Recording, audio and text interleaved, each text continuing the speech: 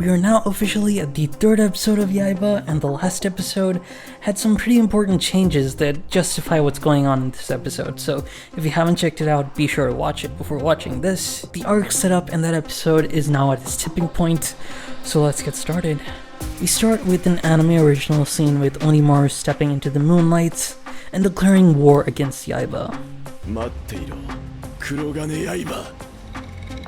This is followed by a scene of the Sword of Lightning and Miyamoto reacting to the awakening. We also get another anime original scene of Yaiba practicing before school. Then we continue to where the manga left off with Yaiba in school. The only major change here is that the magazine swapped up for a smartphone, which makes sense in this day and age. Well, things are gonna get a lot more interesting, because we see Onimaru coming to school to fight Yaiba. In the manga, before Yaiba can react, the teacher tries to come and stop Onimaru, but he gets his hand crushed instead. I guess he learned his lesson in the anime because he decides to stay inside and call the police. You know what, I doubt anyone is gonna go near Onimaru when he looks like a monster. Well, except for Yaiba, who heads in first straight into Onimaru's sword, barely missing the blade and later barely escaping with his life.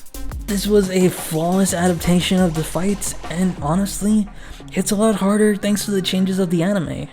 Because seeing Onimaru like this makes all the changes in the previous episodes worth it. He went from a lonely guy to someone who succumbed to his obsession with defeating Yaiba, just because Yaiba defeated him. I feel like that makes him way more terrifying, and explains why he seeks out Yaiba in the first place after getting his powers. Unlike his manga counterparts, he never had a family to stop him. Maybe if his family was around, it would have turned out differently.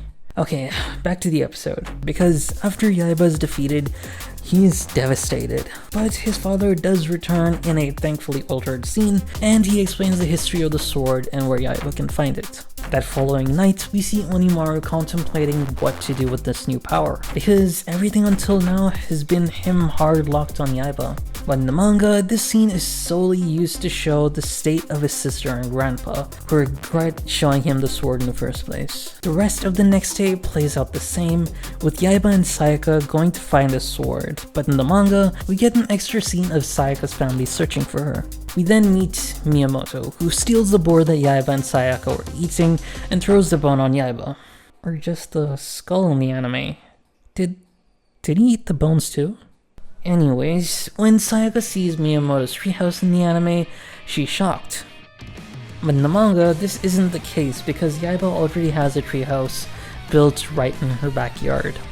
Miyamoto then introduces himself, and I am such a fan of these Gosho style introduction panels. They just look so clean. Also, Yaiba easily takes up the Sword of Lightning. And in the manga tosses the God of Lightning's hand, which Miyamoto explains to Yaiba, who then Yaiba calls a loser. Yaiba is then taken over by the God of Lightning and then subdued by Miyamoto, just like in the manga. But the next scene is slightly altered. We see Onimaru's grandpa sneak underground and discover the hand of the God of Wind has flown all the way back to the statue, and the hand is surprisingly attached. Onimaru then enters and says he's heading west because he senses the power of the Sword of Lightning. Since the hands of the gods never played a role in the anime, Onimaru notices the sword fritzing, which makes him realize something's going on. To be honest, I feel like this is more consistent with the world building and the rules set both in the manga and the anime. Because when Onimaru gets his powers, Miyamoto notices that the Sword of Lightning was reacting to it. So this is a nice bit of consistency that I enjoy that was missing in the manga. We then cut to the end of the anime with both Yaiba and Onimaru getting ready to face off. And that is the end of the episode. 3 episodes in and a lot has happened. By the way, this episode was one of the shorter ones, just covering 3.5 chapters, but it did it almost faithfully to the manga with just a few tweaks here and there. So far, covering the manga and the anime has been a blast, and in case I missed anything, be sure to let me know. I'll see you guys in the comments.